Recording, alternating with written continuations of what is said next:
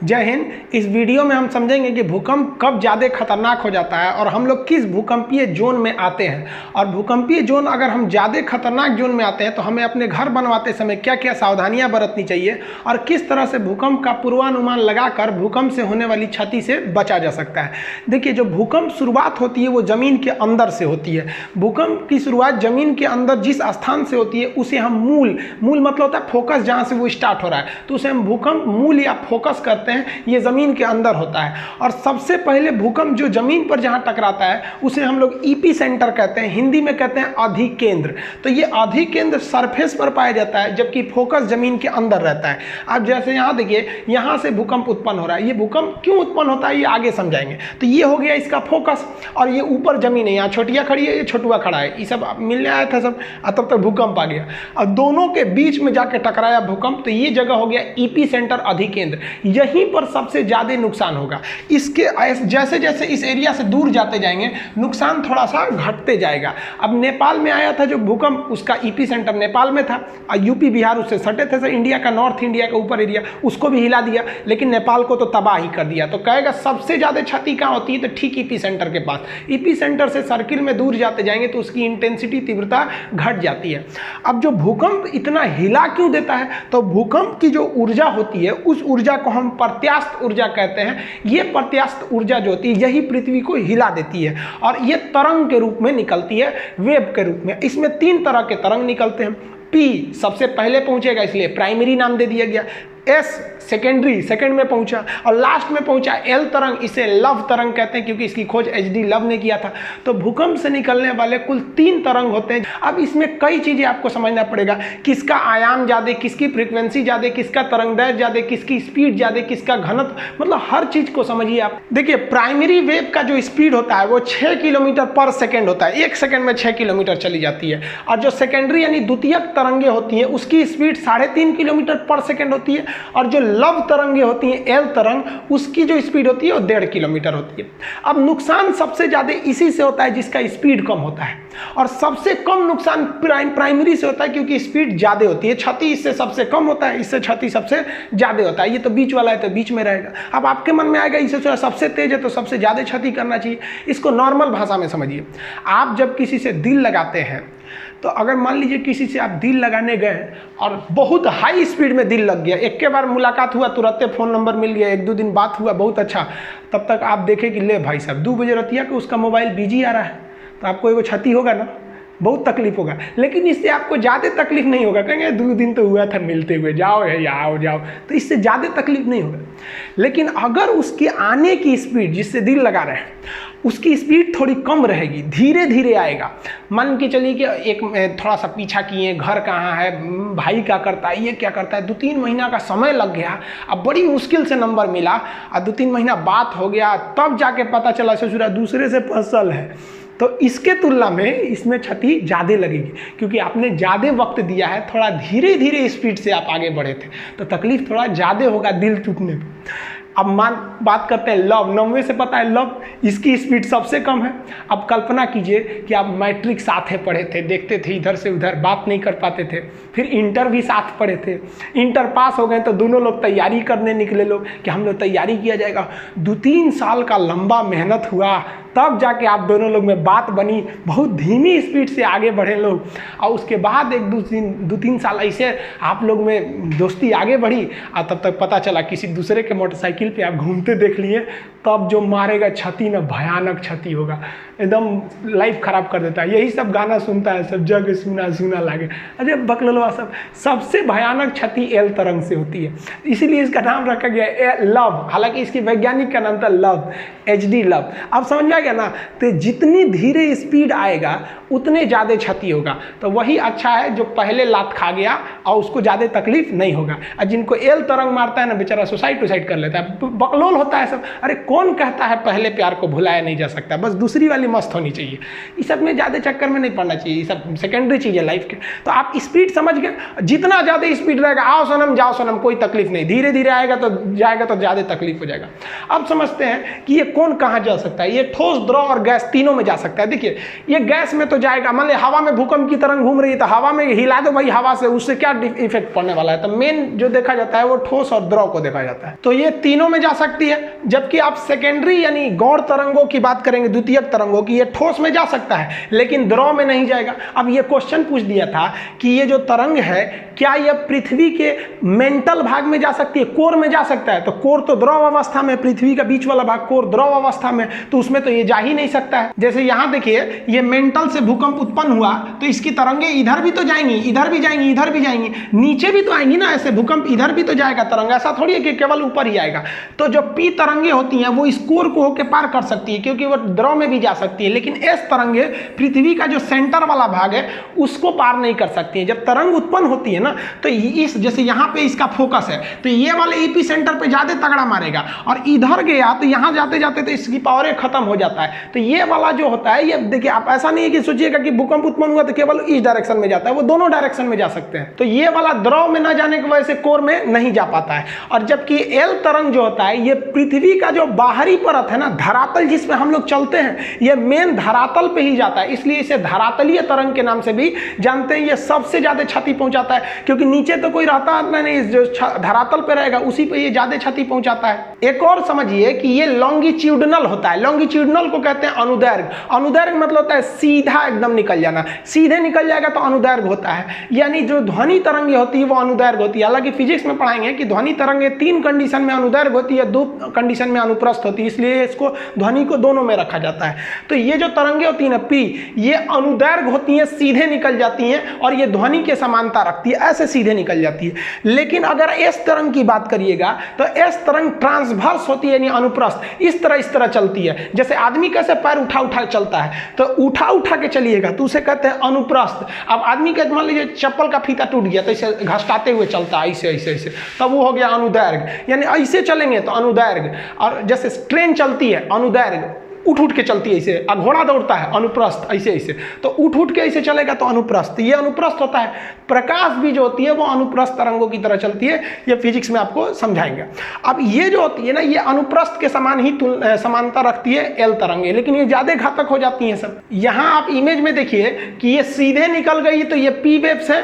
अब ये जो ऐसे ऐसे जा रहा है ये एस वेव है, ये इस तरह से जा रहा है, और एल वेव भी वैसे ही जाता है लेकिन कुछ ज्यादा ही हिला देता है, इसलिए इससे ज्यादा क्षति हो जाती है। इसे हिंदी में प्राथमिक कहते हैं, इसे हिंदी में द्वितीयक या गौण कहते हैं, और ये तो है धरातल पे चलने के कारण इसे हम धरातलीय तरंग के नाम से जानते हैं। अब जो नया डिजाइन से क्वेश्चन पूछे जा रहे हैं उसको समझिए। अब वो वेव से पूछ देता है, तो पी वेव जो होती है वो बहुत घनी होती है। जैसे देखिए ये है पी वेव, और एस वेव जो होती है वो लंबी लंबी थोड़ी हो जाती है, और एल वेव और लंबा हो जाता है। इस हिसाब से आपसे 3 क्वेश्चन पूछता है कि आवृत्ति, तरंगदैर्घ्य और आयाम बताइए तीनों का। तो आवृत्ति जो है वो संख्या को गिनता है, एक समान समय में कितनी संख्या की तरंगे उसे गिनता है। तो इसमें संख्या गिने ना ज्यादा, 1 2 3 4 5 6 7 8 9 10, तो इसकी आवृत्ति ज्यादा संख्या में है। तो यहाँ हम स्पष्ट लिख दिए आवृत्ति यानी संख्या ज्यादा होती है पी वेव का। लेकिन अगर एस वेव का देखिएगा तो इसकी संख्या कम होती है, 1 2 3 4 5 6 ही है, तो इसकी आवृत्ति यानी संख्या औसत है, मतलब इन दोनों के बीच में रहती है।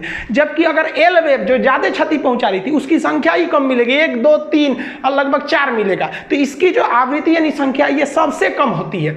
अब बात करते हैं वेवलेंथ यानी तरंगदैर्घ्य की। तो वेवलेंथ जो है वो दूरी को दर्शाता है। दूरी मतलब लंबाई, छोटी सी लंबाई रहेगी तो लंबाई कहते हैं, लंबाई बहुत बढ़ गया तो दूरी बताता है। तो ये जो है ये दूरी बता रहा है। तो देखिए, तो एक तरंग से दूसरे तरंग के बीच में इतनी ही दूरी दिख रही है, तो इसकी जो दूरी होती है वो बहुत कम होती है। जबकि उससे ज्यादा तरंगदैर्घ्य यानी वेवलेंथ यानी दूरी यानी तरंग की लंबाई, ये इसमें थोड़ा सा ज्यादा है। देखिए लंबाई इसमें थोड़ा सा ज्यादा है, तो ये दोनों के बीच में तो सब में मिडिल में ही आएगा। जबकि आप एल वेव की बात करेंगे तो एल वेव का जो तरंगदैर्घ्य होता है, दूरी होती है, वो सबसे ज्यादा होता है। देखिए इतनी दूरी है इसमें सबसे ज्यादा दूरी होता है। तो इमेज से समझिएगा। ड्रॉ करने के लिए आप सिंपल सा क्या करिएगा, इसे पी एस एल लिखिएगा, पहले छोटा छोटा फिर उससे बड़ा फिर एकदम बड़ा। समझ आ गया कि नहीं आ गया? और उसके हिसाब से आप समझिएगा। अब समझते हैं एम्पलीट्यूड यानी आयाम को। तो आयाम का सेंस होता है ऊंचाई, तरंग कितना ऊंचा है उसे हम आयाम कहते हैं। तो इसकी ऊंचाई देखिए कम है, इसकी ऊंचाई उससे थोड़ा सा ज्यादा है।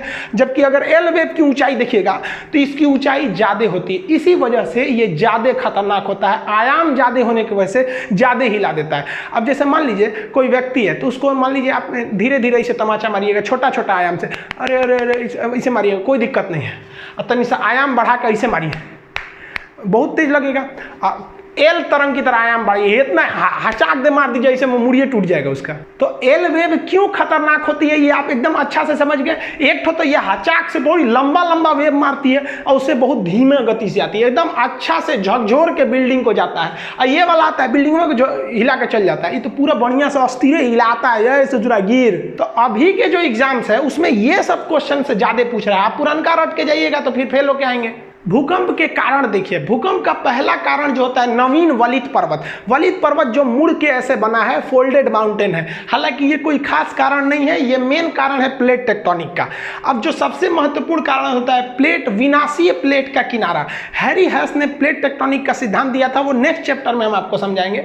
प्लेट क्या होता है कि हम लोग जिस जमीन पे खड़े हैं ये जमीन बहुत मोटी है। जैसे आप अपने घर में 2 मंजिला 3 मंजिला पे खड़े होते हैं ना, तो आप लिंटर की ढलैया पे खड़े होते हैं जो महज 4 से 6 इंच का ढलैया होता है, उस पर आपका पूरा घर रोक लेता है। तो जिस पृथ्वी पे खड़े हैं ना, ये भी एक ढलैया मिट्टी का है, और वो कितना मोटा है पता है, 100 किलोमीटर मोटा है। और जहां थोड़ा सा गहरा है उसके ऊपर पानी भर गया तो समुद्र हो गया। तो समुद्र जो दिख रहा है वो भी एक जमीन का हिस्सा है। 100 किलोमीटर ऊंचा जमीन है, उसमें थोड़ा सा ऊपर से धंसा दीजिए, समुद्र की गहराई कितनी होती है, 10 मैक्सिमम गहरा हो गया मारियाना ट्रंच 11 किलोमीटर। तो 100 किलोमीटर से ऊपर से धंसा दीजिए 11, तो उसमें पानी भर जाएगा तो समुद्र हो जाएगा।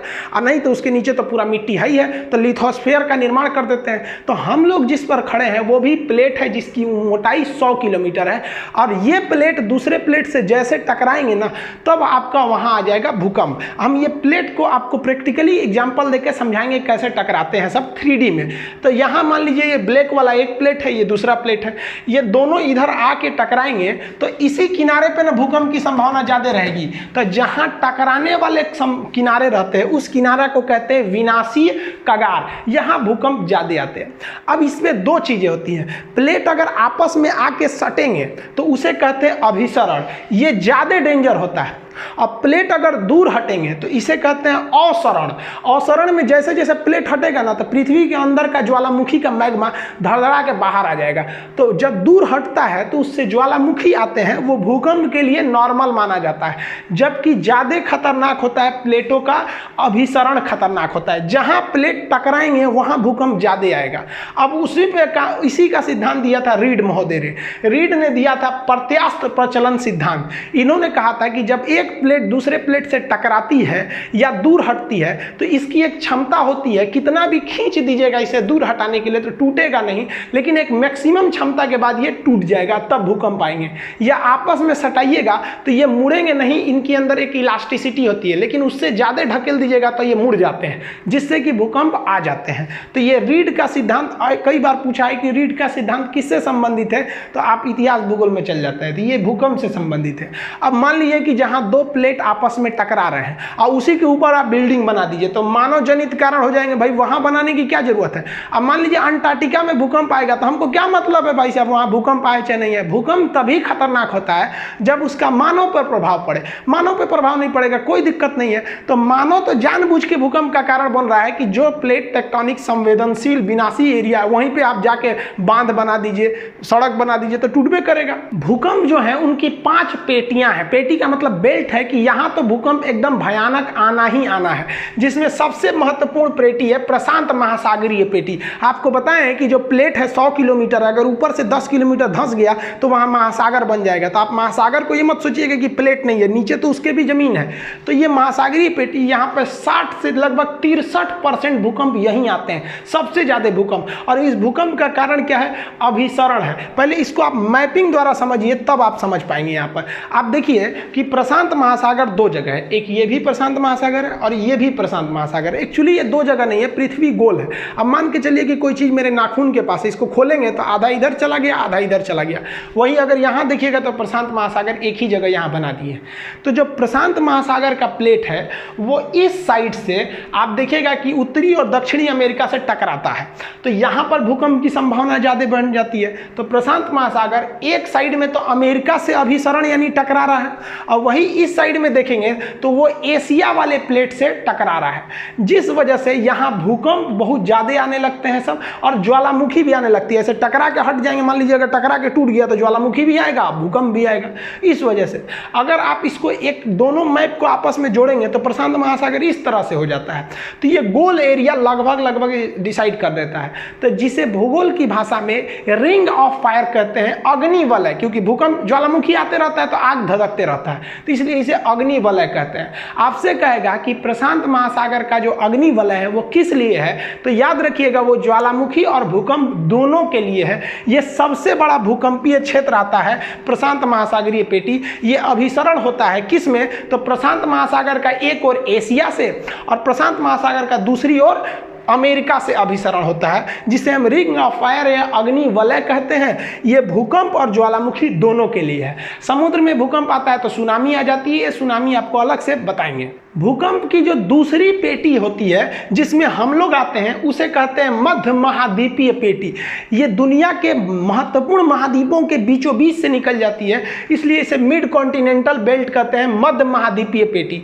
इसका भी मेन कारण जो है वो अभिसरण ही है। हम आपको बताए हैं कि अभिसरण में ज़्यादा खतरनाक होता है और अवसरण में कम खतरनाक होता है। इसको भी आप मैप से समझिए कि जैसे ये देखिए पूरी दुनिया यहाँ पर, अब जो हम लोग मध्य महाद्वीपीय पेटी कहाँ पर है, ये रेड वाला एरिया देख रहे हैं, ये अटलांटिक महासागर के केप वर्डे द्वीप से चालू होता है और ये यहाँ तक जा रहा होता है। ये मध्य महाद्वीपीय पेटी है। इस पेटी को देखेंगे तो यहाँ दो प्लेटें आपस में टकरा रही हैं। अफ्रीका प्लेट जो नीचे से है वो ऊपर ढकेल रहा है यूरोप वाले प्लेट को, तो ये बड़ा वाला प्लेट है उसको ढकेल देगा। तो आने वाले 10 से 20 हजार साल बाद ये यूरोप जो है ना मैदान से ऊपर उठ के पठार बन जाएगा। यहाँ वाटरलू का मैदान बहुत फेमस है, जिस तरह में इंडिया में पानीपत का मैदान है। तो ये आपका जो अफ्रीकी प्लेट है ये ढकेल के यूरोप वाले प्लेट को उठा देगा। तो जहाँ ढकेलने वाला जो जहाँ जुड़ेंगे वहीं पर भूकंप आएगा। तो ये डॉटेड लाइन है, इस लाइन के आसपास जो रहेगा वहाँ पर भूकंप आना ही है।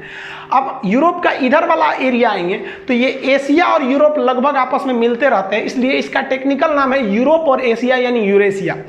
अब इस साइड में आएंगे तो ये यूरेशियन प्लेट है और ये हिंद महासागर और हिंदुस्तान दोनों एक ही प्लेट पर है, ये हिंद महासागर, तो इसे हम इंडियन प्लेट कहते हैं। इंडियन प्लेट इसको ढकेल रहा है यहाँ पर। इंडिया पहले यहाँ था अफ्रीका में, ये आगे समझाएंगे इवोल्यूशन में कैसे कैसे यहाँ गया।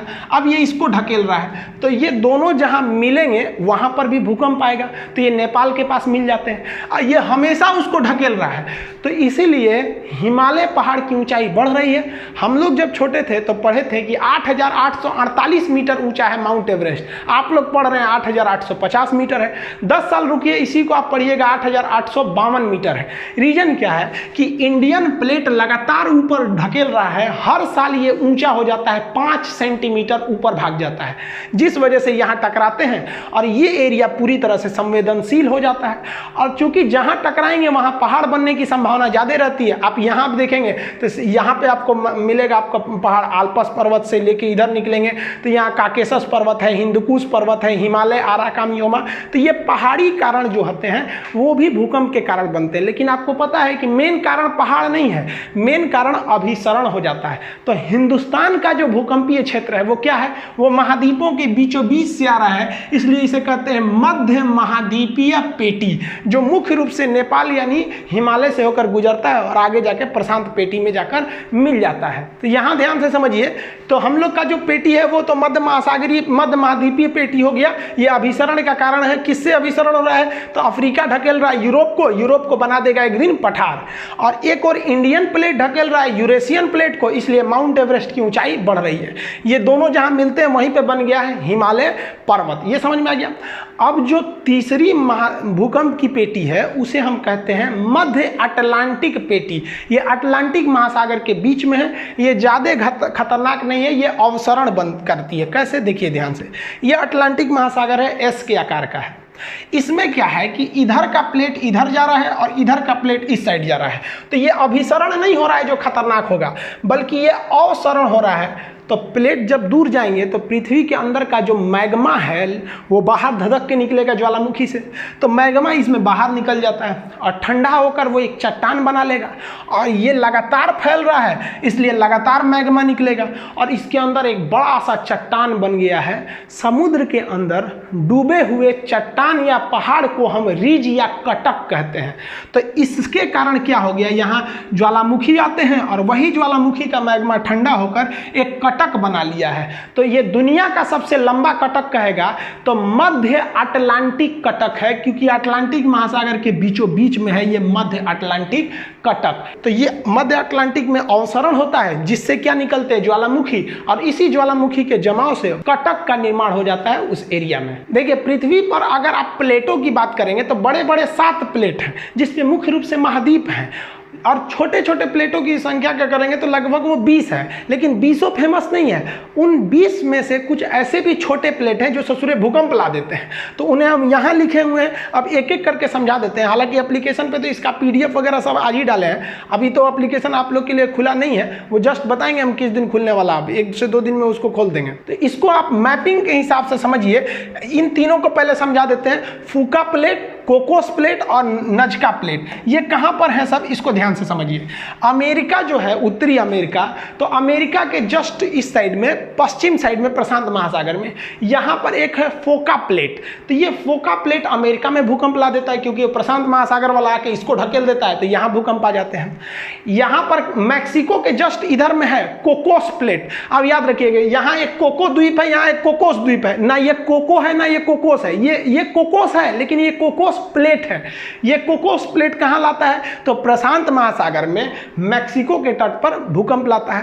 नजका प्लेट, ये कई बार यूपीएससी में पूछा है, नजका प्लेट कहां है, तो नजका प्लेट एक छोटा सा प्लेट है, वो प्रशांत महासागर में है लेकिन वो पेरू तट के पास है नजका प्लेट। तो ये छोटे छोटे प्लेट हैं लेकिन ससुरे विनाशी प्लेट है, दूसरे से टकरा रहे हैं। अगर वही आप अगर कोई प्लेट को देखेंगे, जैसे ये अटलांटिक प्लेट है जो नीचे की ओर है, तो ये अटलांटिक महासागर में प्लेट है लेकिन इसके पास कोई दूसरा प्लेट ही नहीं है, जिस वजह से यहां भूकंप वगैरह नहीं आते हैं सर। भाई टकराएगा तभी तो भूकंप आएगा। तो आपसे क्वेश्चन भी पूछता है कि वह कौन सा ऐसा महाद्वीप है जहां एक भी भूकंप नहीं आते हैं, तो अटलांटिक वाला है। अरे भाई ये नीचे वाला अटलांटिक कह रहे हैं, ये अंटार्कटिक वाला, तो ये अंटार्कटिक के पास कोई प्लेटें टकराने नहीं जा रहा है। टकराएगा तभी तो अभिसरण होगा और वो जो किनारा कगार है वो विनाशी कगार बनेगा, तो यहां भूकंप का लिए आएगा, नहीं आते हैं सब यहां पर। और छोटे छोटे प्लेट देखिए, तो अफ्रीका की भ्रंश घाटी, जब हम आपको बताए थे कि 8वां महाद्वीप जिलांडिया, तो उसमें बताए थे कि आने वाले समय में ये अफ्रीका में भ्रंश घाटी आ रही है जो इथोपिया से लेकर नीचे तक जा रही है। ये आने वाले 40 से 50,000 साल बाद ये कट कर अलग हो जाएगा। उसी तरह जिस तरह से हिंदुस्तान पहले यहाँ था, कट के अलग होकर वहाँ चला गया, ये भी अलग होगा। अब ये जो अलग होगा तो यहाँ भी भूकंप आएंगे, लेकिन यहाँ पर क्या है, यहाँ अभिसरण नहीं हो रहा है, अवसरण हो रहा है, दरार पड़ रही है, जिस वजह से यहाँ एक बहुत बड़ी दरार पड़ गई है जिसे बृहद भ्रंश के नाम से जानते हैं। ये भी भूकंपीय क्षेत्र में आ जाता है। यहाँ पर तंजानिया पहाड़ी वगैरह है जो भूकंपीय क्षेत्र में आ जाते हैं। और अगर और छोटे प्लेट की बात करेंगे तो ये वाला इंडिया के अंडमान के पास है। अंडमान के पास एक छोटा सा प्लेट है जिसका नाम है बर्मा प्लेट। म्यांमार का पुराना नाम बर्मा प्लेट। यही बर्मा प्लेट 26 दिसंबर 2004 को टकरा गया था इंडियन प्लेट के पास, सुमात्रा द्वीप के पास, जिससे भयानक सुनामी चली आई थी। समुद्र में आने वाले भूकंप को हम सुनामी कहते हैं। अब यहाँ देखेंगे तो ये जो दक्षिणी चीन सागर है उसका वो जो प्लेट है उसका जो ज्योग्राफिकल नाम है उसका नाम है सुंडा प्लेट, और यहाँ पर फिलीपीन के पास है फिलीपीन प्लेट। तो ये छोटे छोटे प्लेट हैं, ये 7 ऐसे छोटे प्लेट हैं जो हैं ससुरे छोटे, देखने में लगे छोटे लेकिन घाव करे गंभीर। ऐसे ससुरा बर्मा प्लेट छोटा दिख रहा था, सुनामी लेके चला आया। तो ये आप छोटे छोटे प्लेट समझे, और ये भी समझे कि अगर प्लेट टकराएगा नहीं तो वहाँ भूकंप नहीं आएंगे, जैसे अंटार्कटिका में भूकंप नहीं आते हैं। ये छोटे प्लेट हो गए, और ये अंटार्कटिका में भूकंप आते नहीं है, वहाँ आदमी भी नहीं रहता, आएगा भी तो कोई किसी काम का तो नहीं रहेगा। अगर इसका स्क्रीनशॉट लेना चाहते हैं तो ले लीजिए, नहीं तो फिर एप्लीकेशन पे पढ़ेंगे तो इसका PDF और टेस्ट तो सब बताएंगे आप लोग को। तो इसमें हम आपको मोटा मोटी हर एक प्लेट बताए हैं। ये प्रशांत महासागरीय प्लेट है जो इधर भी है। हम लोग का जो भूकंपीय प्लेट है वो है आपका मध्य महाद्वीपीय। इसका मध्य महाद्वीपीय क्यों नाम पड़ा, क्योंकि ये पूरे महाद्वीपों के बीचों बीच से आ रहा है, जिसमें मुख्य रूप से हिमालय और भारत का उत्तरी हिस्सा है। ये मध्य अटलांटिक है, इसमें तो अवसरण हो रहा है, इसमें तो भूकंप भूकंप ही नहीं आते हैं। अब समझते हैं भूकंपीय जोन किसे कहते हैं। वह एरिया जो प्लेटों के कगार के पास जहां टकरा रहे हैं ठीक वहीं पे आ जाएगा तो उसका भूकंपीय जोन ज़्यादा खतरनाक वाला हो जाएगा, उससे दूर जाएंगे तो कम खतरनाक। तो भूकंप के खतरे को भांपते हुए हम एरिया को बांट देते हैं, ये ज़्यादा संवेदनशील है, ये कम संवेदनशील है, उसे हम भूकंपीय जोन कहते हैं। भूकंपीय जोन 1 से लेकर 5 होते हैं। भूकंपीय जोन जो 1 है इसमें लगभग 5 तीव्रता का भूकंप आता है, जिसमें किसी को कोई दिक्कतें नहीं होता है। इसलिए भूगोलवेताओं ने अभी कह दिया है कि जो भूकंपीय जोन 1 है इसकी मान्यता को खत्म कर दिया गया है। भूकंपीय जोन को 2 से गिना जाता है, लेकिन कहेगा कितने होते हैं तो 1 से 5 होते हैं, और 1 वाले को अभी खत्म कर दिया गया है। जैसे जैसे आप भूकंपीय अभी क्या लिखेंगे आप, बट नाउ ओनली 4 जोन हो चुके हैं। जैसे जैसे आप भूकंपीय जोन 1 से किधर जाएंगे 5 की ओर, आप खतरे की ओर बढ़ रहे हैं, यानी डेंजर की ओर बढ़ रहे हैं। यानी सबसे खतरनाक जोन कौन सा आता है, 5वां जोन आता है। ये कहाँ मिलेगा, जहाँ एकदम प्लेट मिल रहा है, जैसे हिमालय का निचला भाग, नेपाल का एरिया, ये 5वें जोन में आता है। 1 नंबर जोन तो खत्म कर दिया गया है, हिमालय आपके 5वें जोन में आता है। यहाँ नक्शा दे दिए है, इसको आप स्क्रीनशॉट में लेके देख सकते हैं। जो रेड कलर से दिया है वो जोन नंबर 5 है, जिसमें कश्मीर आता है, ये आपका हिमाचल प्रदेश, उत्तराखंड, नेपाल का वह एरिया जो बिहार यूपी से सटता है वो हो गया, पूर्वोत्तर भारत हो गए लाल वाले एरिया में। लाल मतलब कौन सा है, भूकंपीय जोन 5 है। ये गुजरात का ऊपर वाला कच्छ जो है, भुज में तो 26 जनवरी 2001 को भूकंप आ गया। सोचिए सब लोग झंडा फहरा रहे थे, लोग सुबह सुबह भूकंप आ गया, बहुत खतरनाक भूकंप था वहाँ पर। ये तो इस बार एग्जाम में भी पूछा था किस दिन आया था।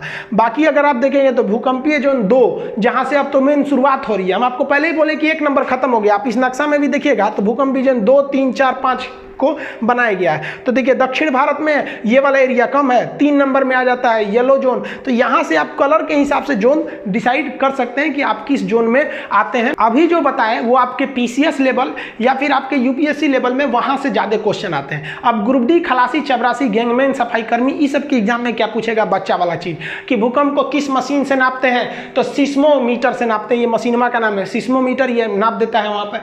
भूकंप की स्टडी को क्या कहेंगे, सिस्मोग्राफ कहेंगे, सिस्मोलॉजी कहते हैं। किस ग्राफ से नापते हैं, तो उसे जिस ग्राफ पे उसको बनाया जाता है उस ग्राफ का नाम होता है सिस्मोग्राफ।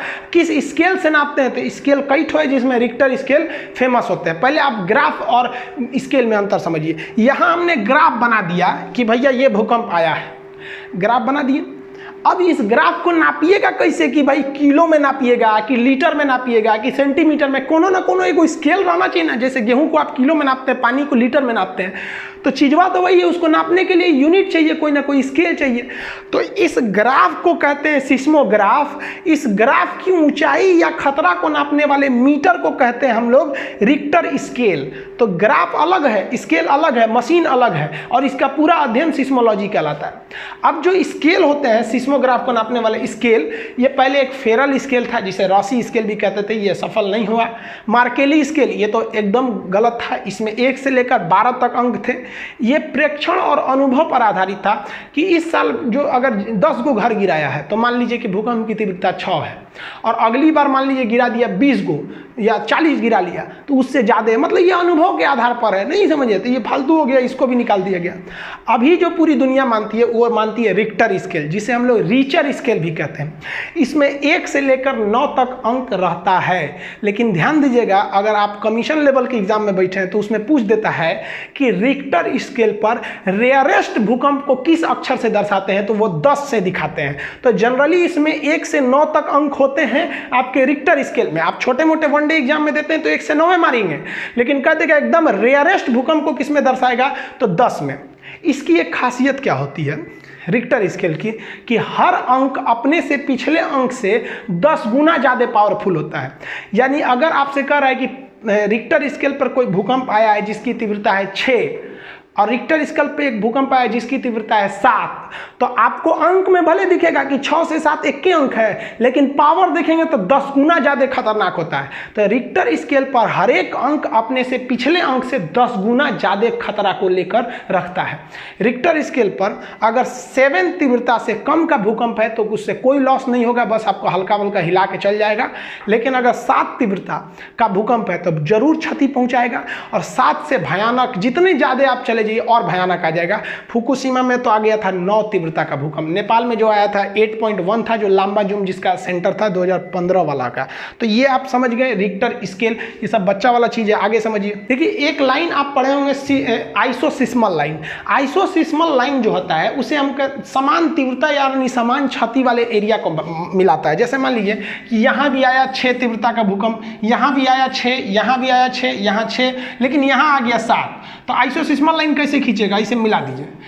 तो एक जैसी तीव्रता वाले, जहाँ एक जैसी तीव्रता रहेगी वहाँ एक जैसे नुकसान भी होगा। तो समान तीव्रता वाले जगह को मिलाने वाली लाइन को कहते हैं आइसोसिस्मल लाइन। लेकिन ये पुराना हो गया ये क्वेश्चन। अब पूछता है कि होमोसिस्मल लाइन क्या है। तो होमोसिस्मल लाइन उस लाइन को कहते हैं जो टाइमिंग को बताता है। एक साथ भूकंप आ गया, जैसे मान लीजिए यहाँ कोई जगह 10 बजे भूकंप आया, एक जगह यहाँ भी 10 बजे आया, यहाँ भी 10 बजे आ गया और यहाँ आया आपका 12 बजे। तो ये होमोसिस्मल में तो आएगा नहीं, ये भी 10 बजे आया, ये भी आया, ये भी आया। जो एक टाइम पर भूकंप को मिलाते हैं, समान समय को दर्शाएगा, तो वो हो जाता है होमोसिस्मल। और समान तीव्रता यानी समान क्षति को दर्शाएगा तो हो जाता है आइसोसिस्मल लाइन। ये वाला ज़्यादा पूछता है आजकल एग्जाम में। आप समझते हैं इसकी भविष्यवाणी या इसका प्रेडिक्शन किया जा सकता है कि नहीं। तो एक लाइन में जवाब है कि भाई आप भूकंप का वर्तमान समय में कोई भविष्यवाणी नहीं कर सकते हैं, लेकिन कुछ ऐसी सावधानियां हैं जिससे पता चल सकते हैं कि भूकंप आने वाला है या नहीं। जैसे कि वायुमंडल में रेडान गैस तो पाया नहीं जाता, ये सबसे भारी गैस है, लेकिन भूकंप और ज्वालामुखी आने से पहले इसकी मात्रा बहुत ज़्यादा बढ़ जाती है। तो जो मशीन है इसको नापने वाले बता देते हैं कि रेडान गैस बढ़ रहा है, इसका मतलब भूकंप आने वाला है। दूसरा कि वायुमंडल में इलेक्ट्रोमैग्नेटिक वेव अचानक बढ़ जाते हैं। अब जो मशीनें हैं इलेक्ट्रोमैग्नेटिक वेव को नापने वाली, वो भी बता सकती हैं। ये दोनों तो आप अपने मन से नहीं बता सकते हैं। और जो तीसरा चीज होती है वो एनिमल, कुछ ऐसे जानवर होते हैं, कुत्ता, बिल्ली, सियार, जो भूकंप से पहले आने वाली जो ध्वनि होती है, वो ध्वनि जो होती है अवश्रव होती है, जिसकी जो फ्रीक्वेंसी होती है 20 हर्ट्ज से कम होती है। तो 20 हर्ट्ज से कम फ्रीक्वेंसी होने की वजह से हम लोग नहीं सुन पाते हैं, ये जानवर सुन लेते हैं और लगते हैं सब भागने वाला जगह खोजने। तो जानवरों की बिहेवियर में अचानक चेंजिंग से भी आपको चेतावनी ले लेना चाहिए कि क्या यहाँ भूकंप आने वाला है या नहीं है। लेकिन ये चेतावनी बहुत कम समय में मिल पाता है, 10 से 15 मिनट के अंदर आ जाता है। तो हमको कुछ सावधानी बरतनी चाहिए भूकंप के समय, उसे समझिए। देखिए जब भूकंप के दौरान जब घर गिरते हैं तो बम देखिए जब मिसाइल वगैरह से हमला होता है ना, तो घर पूरी तरह से फंस जाता है। ऐसे भूकंप में ऐसा नहीं होता है, एक घर दूसरे घर पे गिर के फंस जाते हैं सब, इसलिए पूरी तरह से नहीं मर पाते, मतलब आदमी उसमें पूरी तरह से दब नहीं पाता है। इसलिए आप देखिए होंगे कोई घर गिर गया है, 2 से 3 दिन बाद भी उसमें से कुछ लोग जिंदा निकलते हैं। मतलब एक दीवार इस दीवार पे ऐसे फंस के अटक जाता है, नीचे थोड़ा सा जगह रहता है, आप उसमें बच सकते हैं। तो इसके लिए आपको करना क्या चाहिए, घर का जो कोना वाला एरिया है, कोना में क्या होगा कि ये भी दीवार एक दूसरे पे आके अटक जाएगी। आप बीच में रहेंगे तो भाई इधर कोई भी गिरेगा तो बीच में ना गिरता है, तो आप कोना में चले जाइएगा, कोई दीवार के कोने में चले जाना चाहिए। और कोई मजबूत चौकी वगैरह जो होता है उसके नीचे घुस जाना चाहिए। कभी कभी भूकंप क्या होता है, ज्यादा खतरनाक नहीं होता है। मान लीजिए 6 या 6.5 का भूकंप आया तो कोई छोटा मोटा छज्जा है या घर का 1-2 ईंट गिरेगा, पंखा उनका गिर जाएगा, खोपड़िया भी गिर जाएगा तो मर जाएंगे। तो मजबूत चौकी वगैरह के नीचे घुस जाना चाहिए। इससे क्या होगा कि कम तीव्रता का रहेगा तो आप बच जाएंगे, मुंह हाथ नहीं फूटेगा। कोना में खड़े हो जाएंगे तो जैसे कोना में खड़े रहेंगे तो गिरे उड़ेगा बिल्डिंग ना, तो थोड़ा सा आप सेफ हो सकते हैं। लेकिन सबसे जरूरी जब आप घर बनवाइए तो घर बनवाते समय याद रखिएगा भूकंप रोधी छड़ जरूर दिलवाइएगा। गलती इंसान घर बनवाने में 2 ही ठोकर देता है। एक जो पेंट कराता है तो पेंट में एंटी इंसेक्ट एक केमिकल आता है, वो पेंट में मिला के घर में पेंट कर दीजिएगा ना तो 5 साल तक कीड़े मकोड़े, मकड़ी उकड़ी, छिपकली वगैरह नहीं लगते हैं सर। तो आदमी ऐसे पेंट करा देता है, एकदम व्हाइट पुट्टी मार एकदम बड़ी। भाई साहब ये सब भी थोड़ा ध्यान रखा कीजिए। और लकड़ी के चीज़ पे पेंट मारते समय उसमें भी आपको मिला देना चाहिए कीटनाशक, घुन नहीं लगेंगे, तो ये तो नॉर्मल चीज़ है। लेकिन बिल्डिंग में जब छड़ दीजिएगा तो भूकंप रोधी छड़ जरूर दीजिएगा। ये क्या करते हैं सब, फ्लेक्सिबल थोड़ा होते हैं सब, भूकंप के छोटे मोटे झटके को रोक सकते हैं सब। दुनिया में सबसे ज़्यादा भूकंप अगर आता है जापान में, लेकिन उसने ये टेक्नोलॉजी का प्रयोग करके वहाँ बहुत ही कम लोगों की जान जाती है। अब ये भूकंप के अलावा एक चीज़ होता है सुनामी। सुनामी को जो होता है वो समुद्र के अंदर आने वाले भूकंप को ही सुनामी कहते हैं। आई होप आप ये सब समझ गए होंगे। एप्लीकेशन में इसका PDF वगैरह डाल दिया गया है। एप्लीकेशन जिस दिन आएगा उस दिन एप्लीकेशन की फीस बहुत ही कम रहेगी। देखिए एप्लीकेशन को हम कभी भी अलाउंस कर सकते हैं, जिस दिन एप्लीकेशन अलाउंस करेंगे उस दिन जो फीस रहेगा वो केवल 9 रुपये रहेगा। और 9 रुपये 2 रुपये GST लगेगा, यानी 11 रुपये में आपको 11 रुपये में बढ़िया चाय नहीं मिलेगा। केवल उस दिन 11 रहेगा। जाएगा, उसके बाद फीस जो है ना बढ़ जाएगा उस दिन उसके बाद। इसलिए आप लोग अगर पढ़ना चाहते हैं बढ़िया से, जीरो से लेकर एकदम कमीशन लेवल तक, तो भाई आप तैयार रहिएगा। फर्स्ट दिन लीजिएगा, पैसे बच जाएंगे, अगले दिन लीजिएगा फिर हमको नहीं बोलिएगा। समझ में आ गया? आप ये समझ गए होंगे। मिलेंगे नेक्स्ट वीडियो में, तब तक के लिए जय हिंद।